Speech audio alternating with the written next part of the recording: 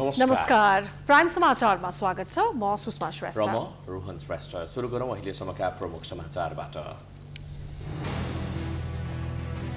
Party विभाजन प्रक्रियामा गएपछि प्रधानमन्त्री ओलीले पोख्न थाले अर्को समूहसँग कुण्ठा। प्रचण्ड माधव समूहका नेतालाई श्रद्धाञ्जली दिने इच्छा व्यक्त। नेकपाको प्रचण्ड माधव समूहले बनायो अध्यक्ष नेपालको संयोजकत्वमा कार्यदल। नेताहरूको जिम्मेवारी निर्धारणबारे मापदण्ड बनाउने, आन्दोलनका लागि पूरा शक्ति लगाउने निर्णय। संसद विघटन विरुद्ध प्रमुख प्रतिपक्षी कांग्रेसद्वारा दोस्रो चरणको आन्दोलनको घोषणा। वडा, स्थानीय तह र प्रदेशमा प्रदर्शन गरिने नेकपाको माधव प्रचण्ड समूहसँग सहकार्य नगर्ने। संसद विघटन विरुद्ध परेको रिट सम्बन्धमा राष्ट्रपति, प्रधानमन्त्री र सभामुखले बुझाए सर्वोच्चमा जवाफ। 22 गतेदेखि संवैधानिक इजलासमा बहस सुरु गर्ने कार्यतालिका। 5800 पीसीआर परीक्षण गर्दा 421 जनामा कोरोना पुष्टि। कोरोना संक्रमण उच्च भएका देशबाट आउनेलाई अनिवार्य क्वारेन्टिनमा राख्न सरकारलाई सीसीएमसीको सिफारिस। भारत सरकारद्वारा 2वटा कोरोना खोपलाई आपतकालीन प्रयोगका लागि स्वीकृति। आगामी जुलाईसम्म 30 करोडलाई खोप लगाउने लक्ष्य। र प्रधानमन्त्री कप राष्ट्रिय महिला क्रिकेट प्रतियोगिताको बादी प्रदेश 1लाई फाइनलमा एपीएफ 6 रनले पराजित। विजेतालाई नगद 5 लाख पुरस्कार प्रदान।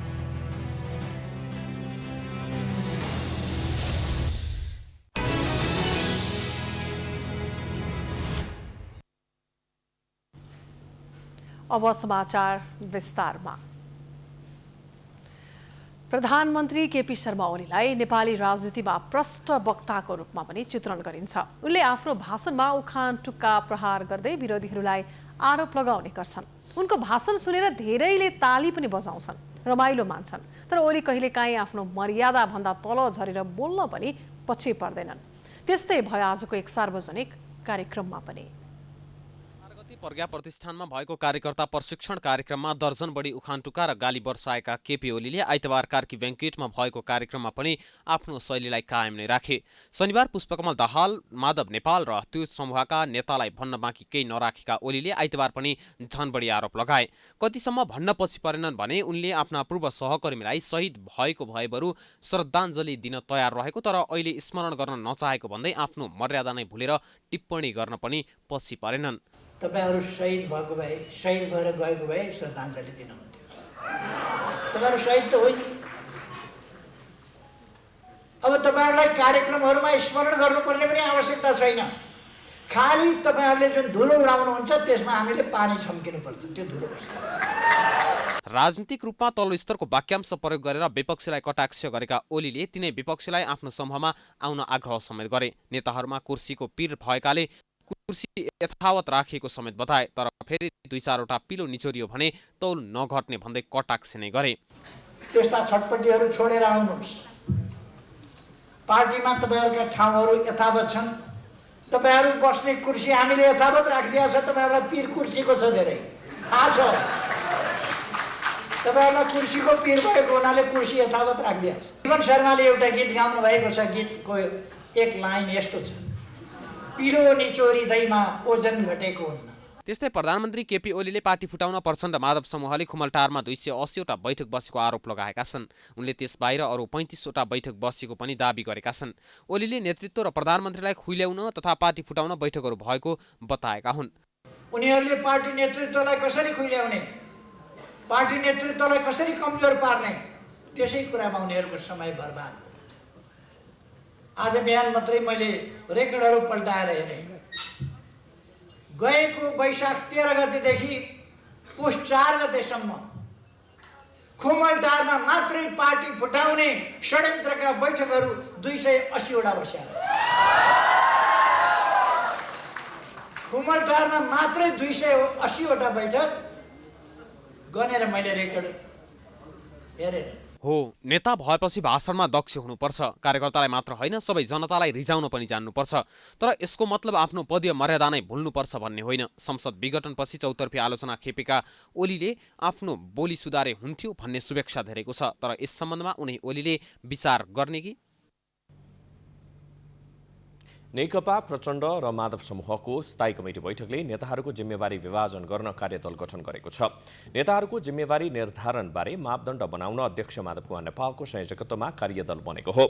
त्यसै गरी बैठकले असंवैधानिक संसद विघटनमा आन्दोलनका लागि पूरा शक्ति लगाउने निर्णय गरेको प्रवक्ता नारायण काजी श्रेष्ठले जानकारी दिए।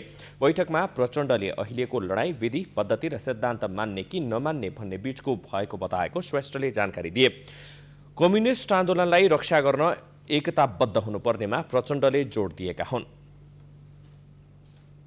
त्यस क्रममा दुवै अध्यक्ष कमरेडहरूले पार्टी एकता र नेपाली कम्युनिस्ट आन्दोलनको रक्षाको प्रश्नमा दृढतापूर्वक अगाडि बढ्न सबैलाई अपिल गर्नुभयो र हामीले पार्टीलाई सुदृढ बनाउन र नेपाली कम्युनिस्ट आन्दोलनलाई दृढतापूर्वक सही दिशामा अगाडि बढाउन सफल हुनेछौँ भन्ने विश्वास व्यक्त गर्नुभयो र साथसाथै उहाँले आजको मुख्य राजनीतिक कार्यभार त्यस्तै अध्यक्ष माधव कुमार नेपालले संसद विघटन विरुद्धको आन्दोलनलाई सफल पार्न निर्देशन दिनुभएको प्रवक्ता श्रेष्ठले जानकारी दिए। सभाको विघटनको असंवैधानिक घोषणालाई, असंवैधानिक कदमलाई असफल पार्नु हो। त्यसको निम्ति सङ्घर्षको जो कार्यक्रम घोषणा गरिएको छ, पहिलो चरणको कार्यक्रम सफलतापूर्वक सम्पन्न भएकोमा सबै जनतालाई धन्यवाद दिनुभएको छ र साथसाथै दोस्रो चरणको कार्यक्रमको पनि घोषणा भइसकेको अवस्थामा त्यसलाई हर हालमा सफल पार्ने र प्रतिनिधि विघटनको असंवैधानिक अलोकतान्त्रिक घोषणाका विरुद्धमा रहेका सबै पार्टीहरूसँगको संयुक्त कार्यक्रममा समन्वय गरेर अगाडि बढ्ने र सम्भव भएसम्म संयुक्त सङ्घर्षको पहल कदमीलाई जारी राख्ने पनि प्रयत्न गरिने बताउनु भएको छ।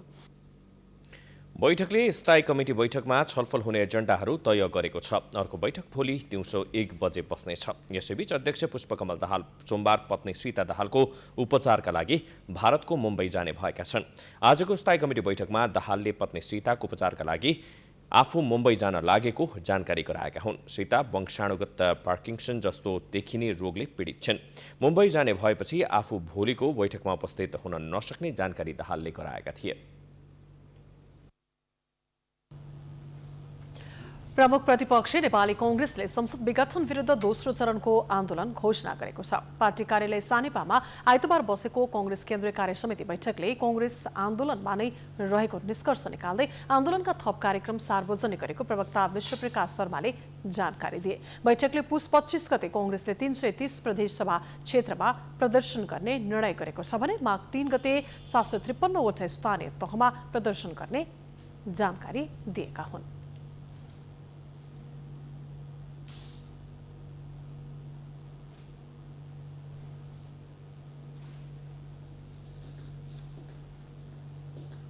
पुस 25 गते शनिबार 330 प्रदेश सभा निर्वाचन क्षेत्रहरूमा विरोध प्रदर्शनको कार्यक्रम तय गरिएको छ। संसद विघटनको असंवैधानिक कदमको विरुद्धमा हामीले गर्ने कार्यक्रम माघको 3 गते शनिबार 753 वटा गाउँ नगरपालिकाहरूमा विरोध प्रदर्शनको लागि कार्यक्रम निर्धारित गरिएको छ र माघको 8 गते बिहीबारको लागि देशैभरका 753 पालिकाहरूका 6743 वटै वडासम्म नेपाली कांग्रेस पार्टीले विरोध प्रदर्शन र सभाको आयोजना गर्ने भनेर आजको बैठकले निर्णय गरेको छ। त्यस्तै बैठकले माघ 8 गते सबै ओडामा विरोध सभा गर्ने निर्णय पनि गरेको छ। प्रवक्ता शर्माले कांग्रेसमा आन्दोलनमा जाने विषयमा कुनै विवाद नरहेको भन्दै आफ्नै एक्लै ब्यानर र झण्डाका साथ प्रदर्शनमा उत्रने बताएका छन्। बैठकले पार्टी समायोजनका लागि गठन समितिले तयार गरेको प्रतिवेदन अनुमोदन गरेको हो। प्रतिवेदन बमोजिम अन्य दलबाट आएका नेताहरूको व्यवस्थापन गरिएको प्रवक्ता शर्माले जानकारी दिए। त्यस्तै बैठकले पार्टीको क्रियाशील सदस्यता बुझाउने मिति माघको मसान्तसम्म तोकेको छ।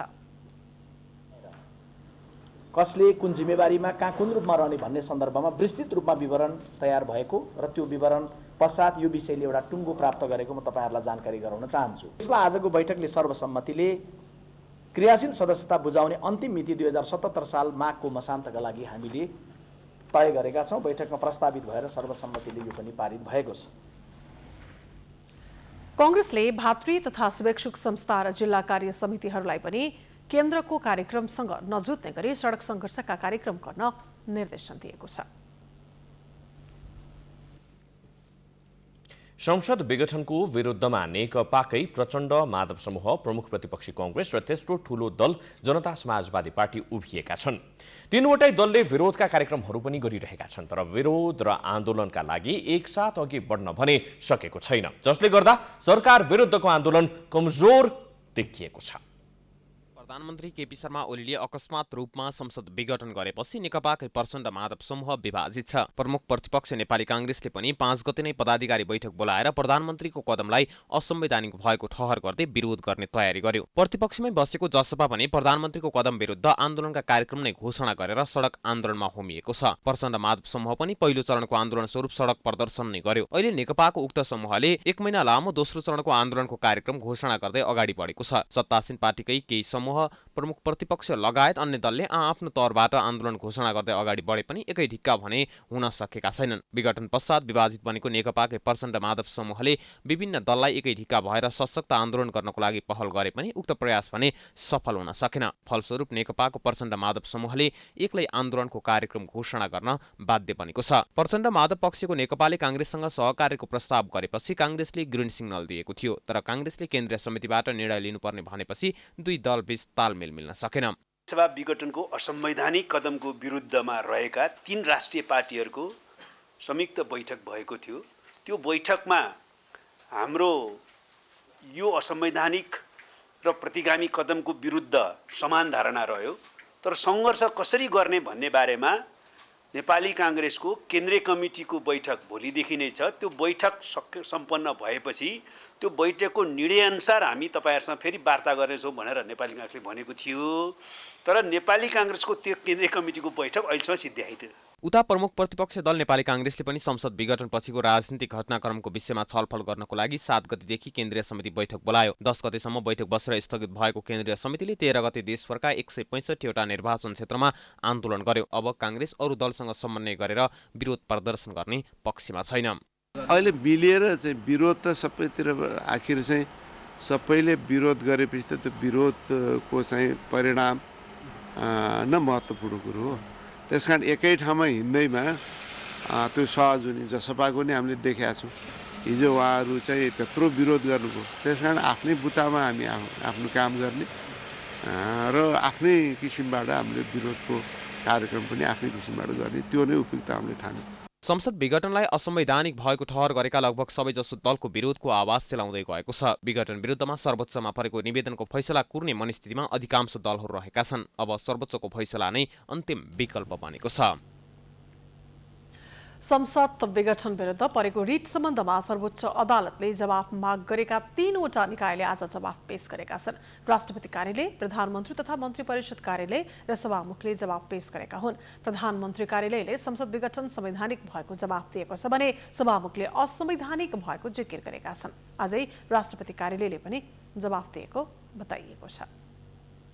असंवैधानिक भएको भन्दै परेको रिटमा राष्ट्रपति कार्यालय, प्रधानमन्त्री र सभामुखलाई समेत विपक्षी बनाएर सर्वोच्चमा रिट परेको थियो। उक्त रिटमाथि गत 10 गते प्रधान न्यायाधीश सहितको संवैधानिक इजलासले विपक्षी प्रधानमन्त्री तथा मन्त्री परिषद कार्यालय र राष्ट्रपति कार्यालयसँग लिखित जवाफ माग गर्ने आदेश दिएको छ। त्यस्तै मन्त्री परिषदले संसद विघटनका लागि गरेको सिफारिस र राष्ट्रपतिले गरेको स्वीकृतिको सक्कल प्रति मगाउन पनि आदेश दिएको थियो। सर्वोच्चले संसदबाट पनि सबै दलको प्रतिनिधित्वको कपी माग गर्ने आदेश दिएको थियो। सर्वोच्चले पुस 19 गतेभित्र जवाफ दिन आदेश दिए अनुसार आइतबार सबै पक्षले लिखित जवाफ दिएका छन्। प्रधानमन्त्री तथा मन्त्री परिषद कार्यालयले संविधान अनुसार नै संसद विघटन गरिएकाले अब पुनर्स्थापना गर्न नसकिने जवाफ दिएका छन्। प्रधानमन्त्री केपी शर्मा ओलीले संवैधानिक इजलासलाई संसद पुनर्स्थापना हुन नसक्ने जवाफ दिएको जानकारी दिएका हुन्। प्रधानमन्त्री ओलीले मरेको संसद बिउताइ पाऊँ भनेर सर्वोच्चमा परेका मुद्दामा जवाफ दिएर आएको बताएका थिए। अहिले म भर्खरै सर्वोच्च अदालतमा धेरैवटा मुद्दाहरूको फिराद पत्र दर्ता गराएर आएको छु। जवाफ त दिनै पर्यो। चुनाव रोकी पाऊँ, मरेको संसद बहुलाई पाऊँ, परशुरामका बाबु जमदग्नीको पालामा जस्तो मरेकी आमा बहुलाई पाऊँ भन्दा हुन्छ र? संविधानले, कानुनले मिल्दैन। त्यसकारण विघटित संसद बौरिँदैन। प्रतिनिधि सभाका सभामुख अग्निप्रसाद सापकोटाले पनि लिखित जवाफ दिएका छन्। अहिलेको अवस्थामा प्रधानमन्त्रीलाई संसद विघटन गर्ने अधिकार नभएको जवाफ सर्वोच्च अदालतमा पठाएका हुन्। जवाफमा उनले आफू रिटको विपक्षमा नभएको समेत उल्लेख गरेका छन्। सरकारको सिफारिसमा राष्ट्रपति विद्यादेवी भण्डारीले पुस 5 गते प्रतिनिधि सभा विघटन गरी वैशाख 17 र 27 गते चुनावको मिति घोषणा गरेकी छन्। प्रतिनिधि सभा विघटन विरुद्ध 1 दर्जनभन्दा बढी रिट दायर भएका छन्। ती रिट विरुद्ध 22 गतेदेखि संवैधानिक इजलासमा बहस सुरु हुनेछ। प्रधान न्यायाधीश तोलेन्द्र शमशेर जवरा सहित 5 न्यायाधीशको पूर्ण इजलास गठन भएको छ। संवैधानिक इजलासमा न्यायाधीशहरू हरिकृष्ण कार्की, विश्वम्भर प्रसाद श्रेष्ठ, अनिल कुमार सिन्हा र तेज बहादुर केसी छन्। प्रधान न्यायाधीशले वरियता क्रम अनुसार नराखी बीचबीचबाट न्यायाधीश छानेका हुन्। त्यसैगरी नेपाल बार एसोसिएसन र सर्वोच्च बार एसोसिएसनका तर्फबाट एमिकस क्युरी पनि गठन भएको छ।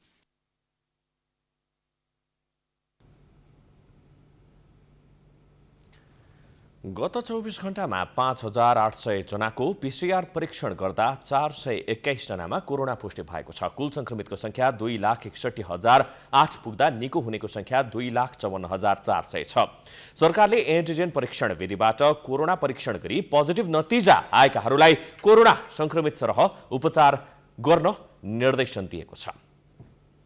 नेपालमा थप 421 जना कोरोना संक्रमित थपिएका छन्। स्वास्थ्य तथा जनसङ्ख्या मन्त्रालयको आइतबारको प्रेस ब्रिफिङमा प्रवक्ता डाक्टर जागेश्वर गौतमले काठमाडौँ उपत्यकामा 87 जना महिला र 110 जना पुरुष सहित 197 जनामा कोरोना संक्रमण पुष्टि भएको जानकारी दिए। उपत्यकामा नयाँ संक्रमित भेटिएका मध्ये काठमाडौँमा 160, भक्तपुरमा 11 र ललितपुरमा 26 जना रहेका छन्। यो सहित देशभर कुल संक्रमितको संख्या 2,61,859 पुगेको स्वास्थ्य तथा जनसङ्ख्या मन्त्रालयले जनाएको छ। गत 24 घण्टामा कोभिड-19 संक्रमण मुक्त भई 637 जना डिस्चार्ज हुनुभएको छ।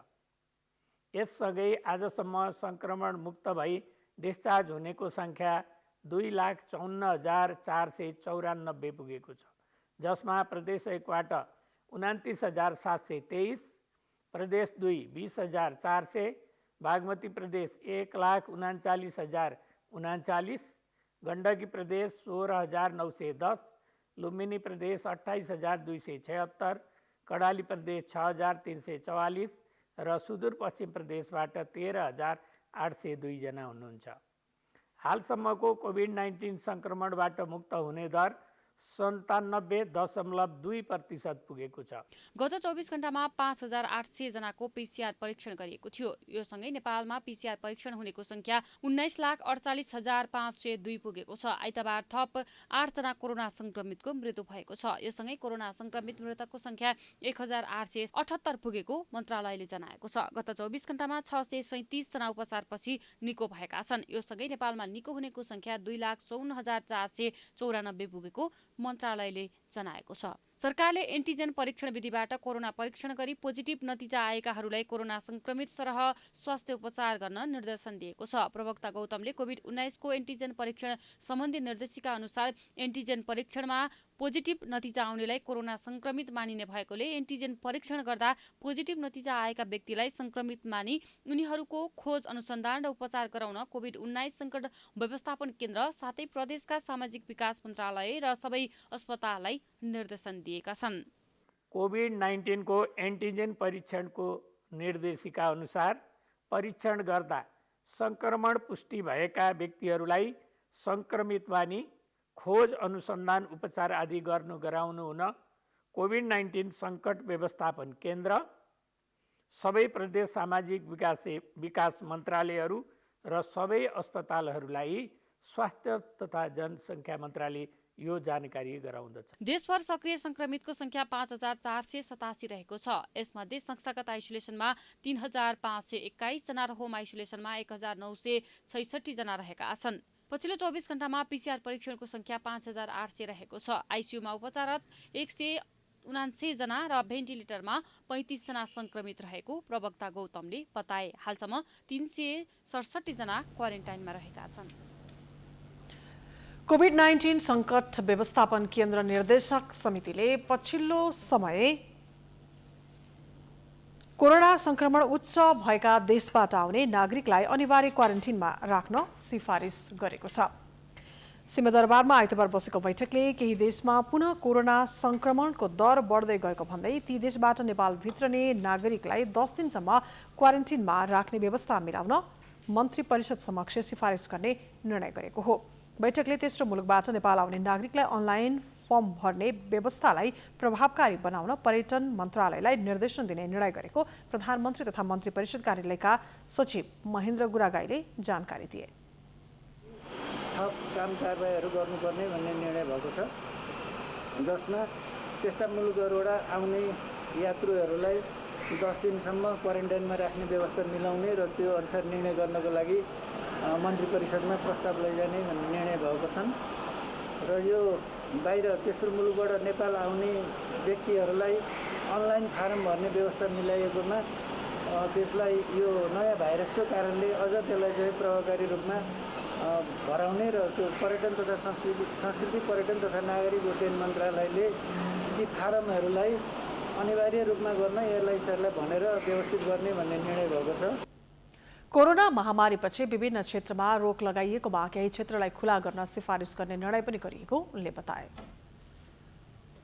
नेपाल सरकारको पूर्व निर्णय अनुसार विभिन्न सेवाहरूमा रोक लगाइएको थियो र अहिलेको वर्तमान स्थितिलाई मध्यनजर गरेर भोलि स्थितिको विश्लेषण गरेर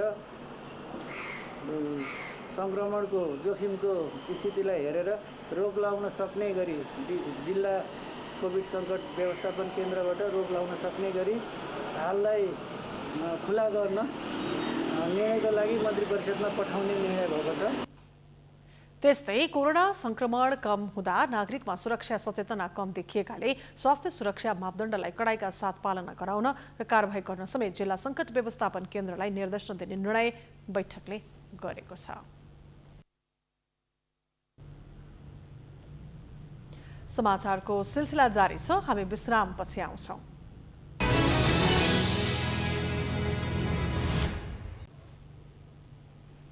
विश्रामपछि पुनः स्वागत छ। अब बाँकी प्रसङ्ग। राष्ट्रपति विद्यादेवी भण्डारीमाथि अशोभनीय नाराबाजी गर्ने विरुद्ध कारबाहीको माग गर्दै अखिल नेपाल महिला सङ्घ अनेम सङ्घले गृहमन्त्रीलाई ज्ञापन पत्र बुझाएको छ।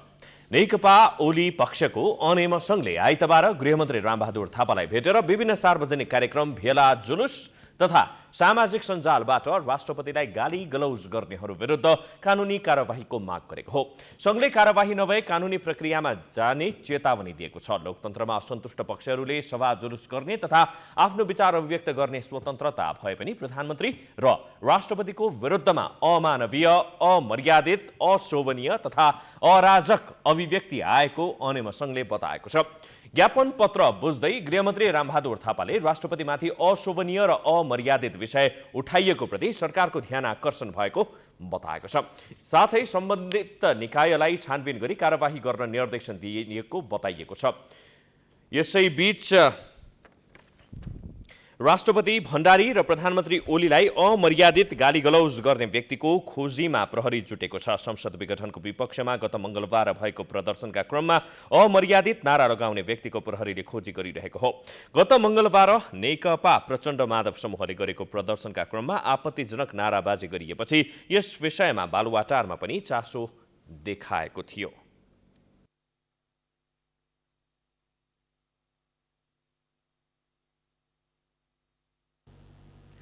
नेकपा ओली समूहका अनेरा सोब्यूले संसद विघटनको पक्षमा काठमाडौँमा प्रदर्शन गरेका छन्। काठमाडौँका विभिन्न कलेजबाट माइती घर मण्डलामा भेला भएका विद्यार्थीहरूले नारा जुलुस सहित प्रदर्शन गरेका हुन्।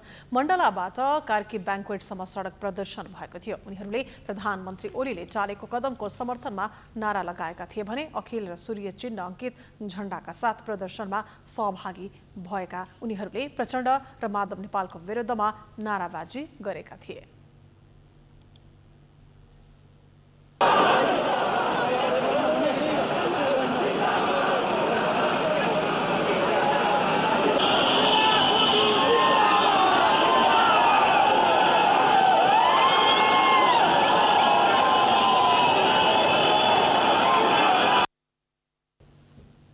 सरकार र पार्टी सञ्चालनमा अवरोध भएका कारण ताजा जनादेशमा जान गरिएको संसद विघटन जायज भएको प्रदर्शनमा सहभागीहरूको भनाइ छ।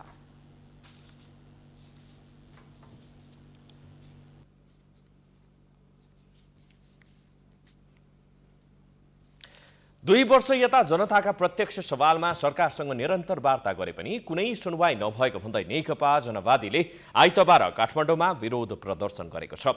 जनजीविकाको सवालमा केन्द्रित विभिन्न 52 बुँदे मागप्रति सरकार गम्भीर नबनेपछि आन्दोलनमा उत्रनु परेको सो पार्टीले जनाएको छ। प्रदर्शनमा सहभागीहरूले संसद विघटन विरुद्ध नाराबाजी गरेका थिए।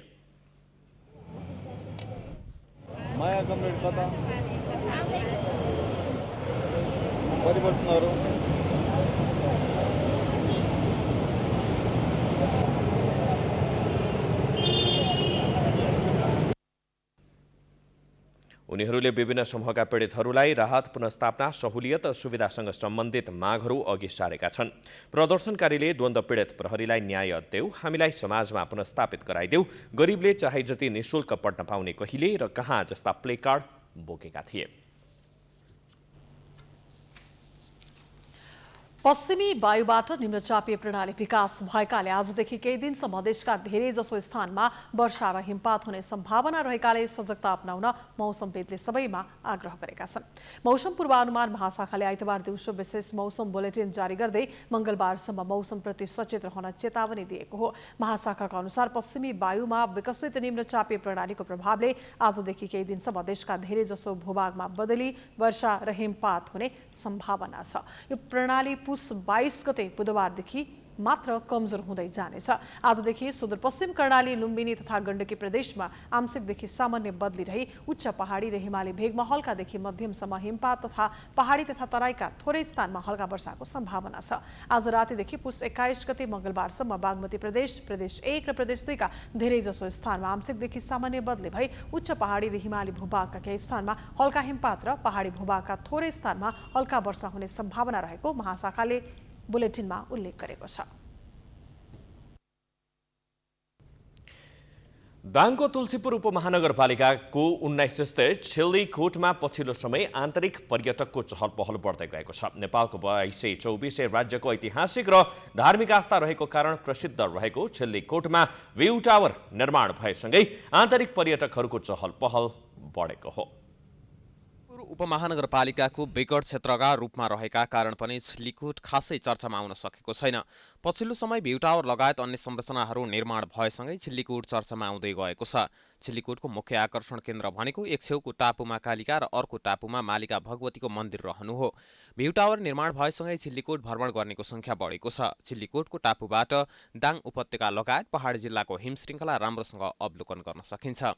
पहिले त अब खास केही पनि थिएन, अहिले केही क्रमिक रूपले केही विकास हुँदै गइरहेको छ। छिल्लीकोटलाई अब पहिले यहाँ चाहिँ केही पनि थिएन, अहिले चाहिँ नि हवन कुण्ड, अब यो मालिकाको यिनी यो चाहिँ अब रेलिङहरू, कुर्सीहरू लगायतका यिनी सम्पूर्ण चिज बनाएका छौँ। अझै बनाउन धेरै छ बाँकी र राज्यको आँखा लाग्छ छिल्लीकोटलाई। अब धेरै चाहिँ बन्छ छिल्लीकोट केही हुन्छ भने पहिलेको भन्दा क्रमिक रूपले विकास हुँदै गइरहेको छ।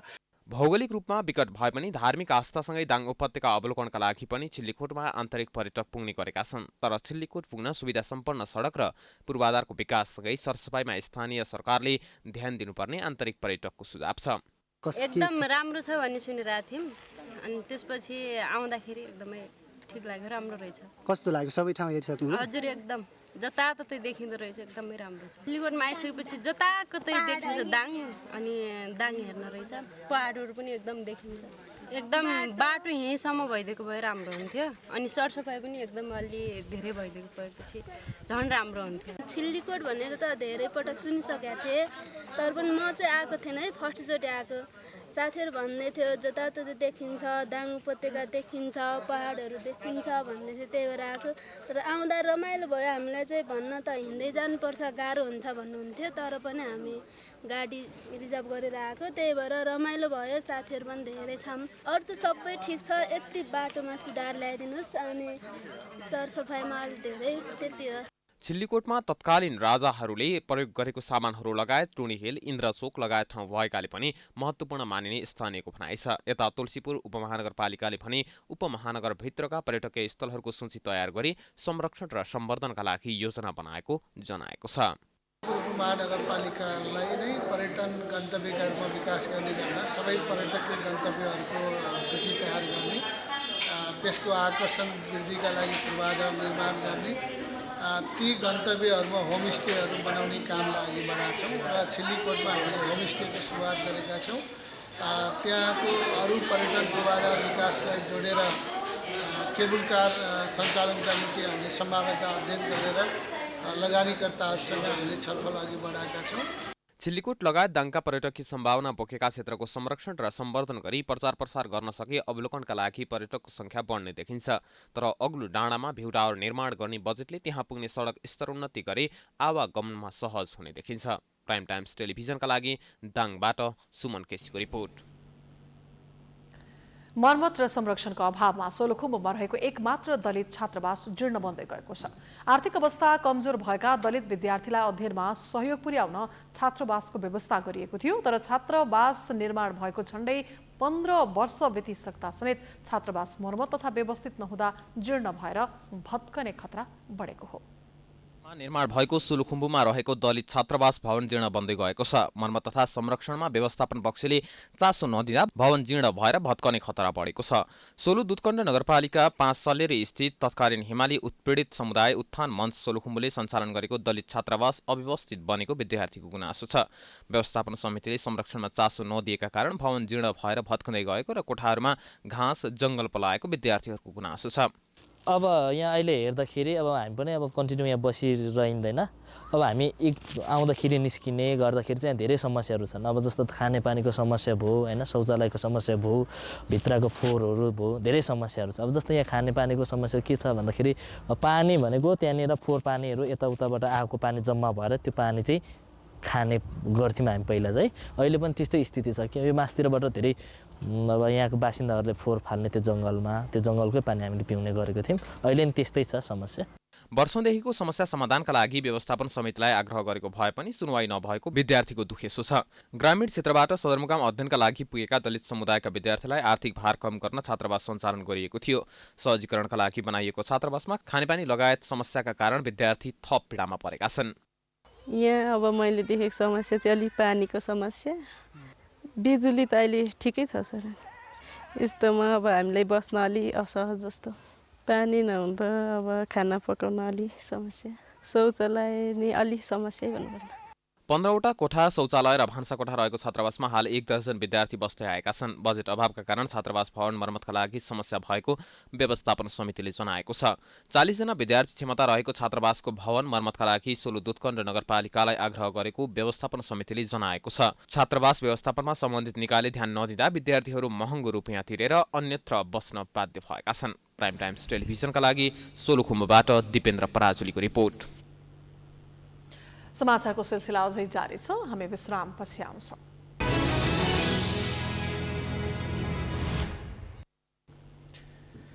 विश्रामपछि पुनः स्वागत छ। अब आर्थिक समाचार।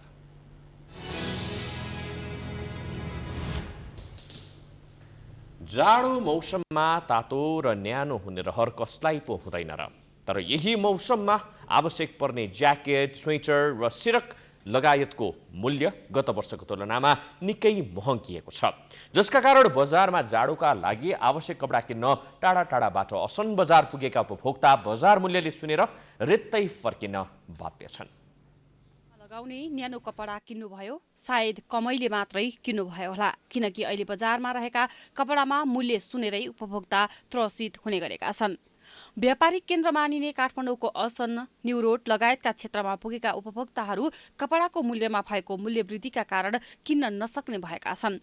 कोरोना महामारीको बहानामा व्यापारीले स्टक रहेका कपडामा समेत दोहोरो मूल्यमा व्यापार गरिरहेका छन्, जसका कारण टाढा टाढाबाट लत्ता कपडा किन्नका लागि बजार पुगेका उपभोक्ता रित्तै फर्किन बाध्य बनेका छन्।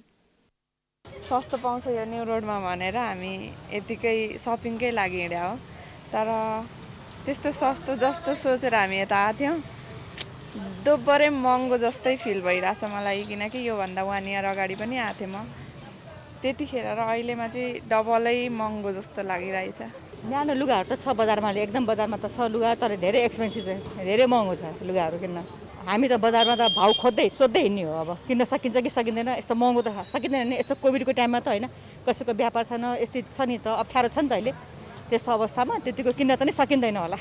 यता व्यापारीहरू भने गत वर्षको तुलनामा 70% नै सामान महँगिएर आएको दावी गर्दछन्। कोरोना कहरका कारण खस्किएको व्यापारमा पनि बढ्दो महँगीका कारण उपभोक्ता नै नआएको व्यापारी बताउँछन्। गत वर्ष यही समयमा व्यापारमा भ्याइ नभ्याइ हुने मौसममा समेत आफूहरू हात बाँधेर बस्नु परेको व्यापारीको भनाइ छ।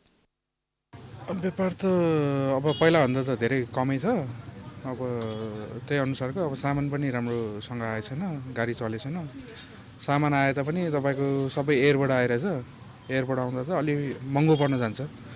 त्यसले गर्दाखेरि हामीलाई अब ल्याउन नि गाह्रो, बेच्न नि गाह्रो छ। त्यही हिसाबले व्यापार त ठिकै छ अलिअलि। बाई एयर आइरहेछ। अब बाई एयर आए पनि, बाई सिप आए पनि, बाई ल्यान्ड आए पनि महँगो आइरहेछ क्या। अनि कस्टमरले जहिले पनि सामान महँगो हो भनेर भनिरहेछ क्या। कुरा त्यो हो। अब भन्सार खुला छ, सामान अनलोड हुँदैन होइन। जसले पैसा तिर्यो उसले अनलोड गर्छ। धेरै पैसा तिरेर ल्याउनेले चाहिँ ल्याइरहेछ। सस्तोमा ल्याउनेले चाहिँ सकेकै छैन क्या। पैसा तिरेर नल्याउने सक्नेले सक्दैन। यसपालि त धेरै महँगो छ। सामान महँगो पनि छ, धेरै सामान आएको छैन यसपालि। अब सामान त चाइनाबाट थाइल्यान्डबाट आउँथ्यो होइन, धेरै कम छ अहिले। पहिलाभन्दा धेरै कम छ। खै अब उताको डलर पैसा बढिरहेको छ नि त अहिले। त्यही कारणले पनि बढी भएको छ। अब त्यतिको सामान पनि आएको छैन। अब भएको सामान पनि सबै मान्छे आएको सामान पनि अब बढाएर बेचिरहेको छ कि मान्छेहरूले बजारमा पनि। जाडो मौसममा विभिन्न किसिमका न्याना ज्याकेट, प्यान्ट, थर्मोकोट लगायत फुवादार कपडाको माग बढी हुने गरेको छ। विगतका वर्षमा जाडोयाममा युवा, महिला, पुरुष तथा बच्चा-बच्चीले गर्ने ड्रेसअपको चाहनालाई मध्यनजर गर्दै चीन, भारत, थाइल्यान्ड, मलेसिया तथा कोरियाबाट समेत नेपालमा रेडिमेड कपडाहरू ल्याउने गरेका व्यापारीहरू यस वर्ष कोरोनाका कारण आयातमा समेत समस्या भएको बताउँछन्। आयातमा समस्या हुनुको साथै यस वर्ष विगतका वर्षको तुलनामा बजार भाउ निकै महँगिएको छ। सरकारको अस्थिरताको फाइदा उठाउँदै अधिकांश व्यवसायीहरूले अवैध धन्दा चलाउँदै आएको पाइएको छ। विभिन्न मुलुकबाट नेपालमा आयात निर्यात गर्ने व्यवसायी तथा कम्पनीहरूले नक्कली भ्याट बिल मार्फत कारोबार गरेर राजस्व चुहावट गर्नेहरूको संख्यामा पनि दैनिक रूपमा वृद्धि हुँदै गएको छ। राजस्व अनुसन्धान विभागले केही व्यवसाय विरुद्ध मुद्दा दर्ता गरे पनि कारबाही गर्न सकेको छैन। विभिन्न कम्पनी दर्ता गरेर नक्कली बेजकको प्रयोग गरी राजस्व छली गर्नेमाथि राजस्व अनुसन्धान विभागले अनुसन्धान गरे पनि अझै ठूला व्यवसायहरूमाथि भने कुनै कारबाही गर्न सकेको छैन। विभिन्न व्यक्ति तथा कम्पनीमाथि अनुसन्धान गरेर कारबाहीका लागि अदालतमा मुद्दा दायर गरे पनि साना कम्पनीमाथि मात्र कारबाही प्रक्रिया अगाडि बढेको छ। पछिल्लो समयमा सर्लाहीका रामकिशोर प्रसाद रौनियार सीतापाइलाको पद्म कोलोनीमा बसेर नक्कली मूल्य अभिवृद्धि कर भ्याट बिल बेच्ने र कारोबार रकमको 4% कमिसन लिँदै आएको ठहर गरी विभागले मुद्दा दर्ता गरेको छ। राजस्व अनुसन्धान विभागको सुरुवाती अनुसन्धानबाट उनले विभिन्न व्यापारीलाई बिल चाहिएमा बिक्री गर्ने गरेको अनुसन्धानबाट खुलेको छ। विभागका महानिर्देशक दीर्घराज मैनालीले पुरानै मुद्दामा सुरु गरेका अनुसन्धानलाई निरन्तरता दिँदै छानबिन गर्ने, अध्ययन गर्ने र अनुसन्धान गर्ने काम अगाडि बढेको बताए।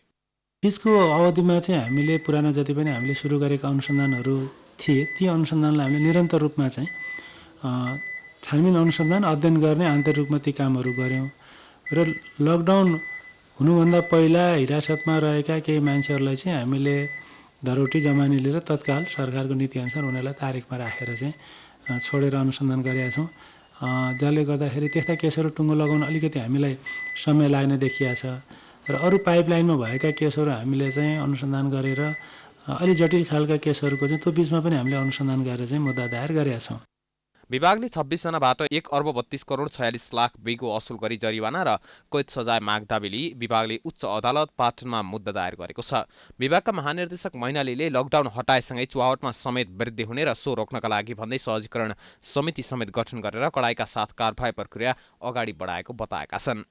लकडाउन चाहिँ लुजडाउन हुँदै जाँदाखेरि अलिकति बढ्न सक्ने भएको हुनाले हामीले त्यसलाई चाहिँ निगरानी गर्नको लागि छुट्टै एउटा चाहिँ सहजीकरण समिति पनि बनाएका छौँ। माननीय अर्थमन्त्रीज्यूको संयोजकतामा भएको केन्द्रीय राजस्व चुहावट नियन्त्रण समितिको निर्णयअनुसार भन्सार विभाग, अन्तर्राजस्व विभाग, राजस्व अनुसन्धान विभागको डिजीको चाहिँ संयोजकतामा गृह मन्त्रालयको सहसचिव, सशस्त्र प्रहरी नेपाल प्रहरीको चाहिँ डिआइजी समेत भएको सहजीकरण समिति पनि बनाएका छौँ। त्यसले चाहिँ त्यस्ता गतिविधिहरू हुन नदिने र वैधानिक व्यापार व्यवसायलाई सहजीकरण गर्ने र अब अवैध उसलाई चाहिँ नियन्त्रण गर्नको लागि हामीले त्यो खालको एउटा चाहिँ एक्सनमा जानको लागि सजिलो हुन्छ भनेर त्यो पनि हामीले बनाएर काम गतिविधि अगाडि बढाएको छौँ। आर्थिक वर्ष 2071-72 देखि 2074-75 सम्ममा ती कम्पनीले भ्याट तथा आयकर राजस्व चुहावट गरेको पाइएको छ। भ्याटतर्फ 43 करोड 41 लाख, आयकरतर्फ 86 करोड 56 लाख र लाभांश करतर्फ 2 करोड 8 लाख चुहावट गरेको राजस्व अनुसन्धान विभागको ठहर छ। यसैगरी शक्ति र पैसाकै आडमा नेपालमा पेप्सी उत्पादन गर्ने बहुराष्ट्रिय कम्पनी वरुण बेभरेजले नक्कली बिलको कारोबार गर्नेसँग मिलिमतो गरेको अनुसन्धानबाट खुलेको जनाएको छ। विभागले गरेको लामो अनुसन्धानबाट वरुणले 64 करोड 96 लाख कर छली गरेकाले बिगो असुल गरी त्यसको दोब्बर जरिवाना र 3 वर्षको कैदको माग गरिँदै जिल्ला अदालतमा मुद्दा दर्ता समेत गरेको विभागले जनाएको छ। प्राइम टाइम्स टेलिभिजनका लागि क्यामेरामा सञ्जित गोपालीका साथ रोशन कार्की, काठमाडौँ। अब अन्तर्राष्ट्रिय समाचार।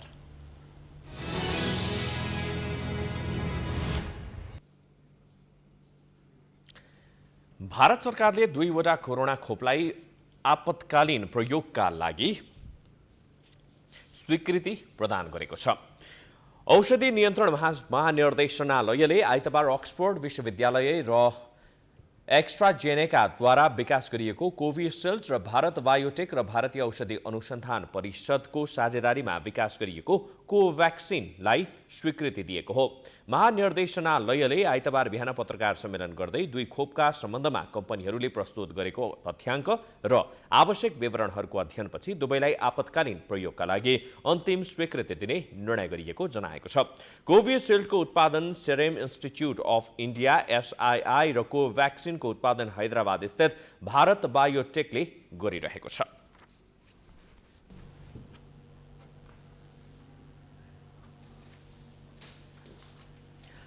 अब खेलकुद समाचार।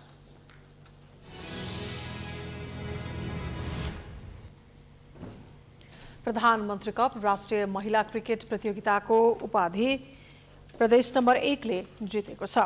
फाइनलमा विभागीय टिम APF-लाई 6 रनले हराउँदै पहिलो पटक यो उपाधि प्रतियोगिता उचालेको हो। लमही क्रिकेट मैदानमा टस जितेर पहिले ब्याटिङ गरेको प्रदेश 1 ले विश्वभरमा 4 विकेट गुमाउँदै 105 रन बनाएको थियो। राम्रो सुरुवात गरेको प्रदेश 1 ले पहिलो विकेटका लागि 58 रनको साझेदारी गरेको थियो, तर त्यसपछि उसले स्कोर बोर्डमा अरू 20 रन थप्दा अरू 2 विकेट गुमायो। प्रदेश 1 का लागि अप्सरी बेगमले 34 रन बनाइन् भने कप्तान रुबिना छेत्रीले 18 रनको योगदान दिइन्। रोमा थापा मात्र 3 रनमा आउट हुँदा निशा शाहले 5 रन बनाइन्। काजल श्रेष्ठले अभिजित 27 रन बनाइन्। बलिङमा सीताराना मगरले 3 तथा करुणा भण्डारीले 1 विकेट लिइन्। जवाफमा APF-ले विश्वभरमा 7 विकेट गुमाउँदा 79 रनमा रोकियो। APF-लाई जितका लागि अन्तिम ओभरमा 13 रन आवश्यक थियो। अन्तिम ओभरमा सङ्गीता राईले 2 विकेट लिएपछि टिमलाई जित दिलाइन्। उनले क्रिजमा राम्रो खेलिरहेकी ममता चौधरी 43 रनमा आउट गरिन् भने सीताराना मगरलाई 2 रनमा पेभिलियन फर्काइन्। उसका लागि करुणा भण्डारीले अभिजित 26 रन बनाइन्। बलिङमा रुबिना छेत्री र अलिशा खडियाले 2-2 विकेट लिए। उपाधिसँगै प्रदेश 1 ले नगद 5 लाख प्राप्त गर्दा उपविजेता बनेको APF-ले 3 लाख प्राप्त गरेको छ।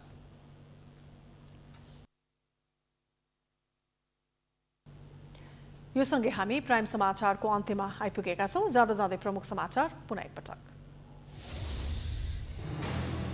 पार्टी विभाजन प्रक्रियामा गएपछि प्रधानमन्त्री ओलीले पोख्न थाले अर्को समूहसँग कुण्ठा। प्रचण्ड माधव समूहका नेतालाई श्रद्धाञ्जली दिने इच्छा व्यक्त। नेकपाको प्रचण्ड माधव समूहले बनायो अध्यक्ष नेपालको संयोजकत्वमा कार्यदल। नेताहरूको जिम्मेवारी निर्धारणबारे मापदण्ड बनाउने, आन्दोलनका लागि पूरा शक्ति लगाउने निर्णय। संसद विघटन विरुद्ध प्रमुख प्रतिपक्षी कांग्रेसद्वारा दोस्रो चरणको आन्दोलनको घोषणा। वडा, स्थानीय तह र प्रदेशमा प्रदर्शन गरिने।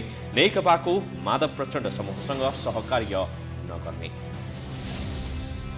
संसद विघटन विरुद्ध परेको रिट सम्बन्धमा राष्ट्रपति, प्रधानमन्त्री र सभामुखले बुझाए सर्वोच्चमा जवाब। 22 गतेदेखि संवैधानिक इजलासमा बहस सुरु गर्ने कार्यतालिका। 5800 PCR परीक्षण गर्दा 421 जनामा कोरोना पुष्टि। कोरोना संक्रमण उच्च भएका देशबाट आउनेलाई अनिवार्य क्वारेन्टाइनमा राख्न सरकारलाई CCMC-को सिफारिस। भारत सरकारद्वारा 2वटा कोरोना खोपलाई आपतकालीन प्रयोगका लागि स्वीकृति। आगामी जुलाईसम्म 30 करोडलाई खोप लगाउने लक्ष्य।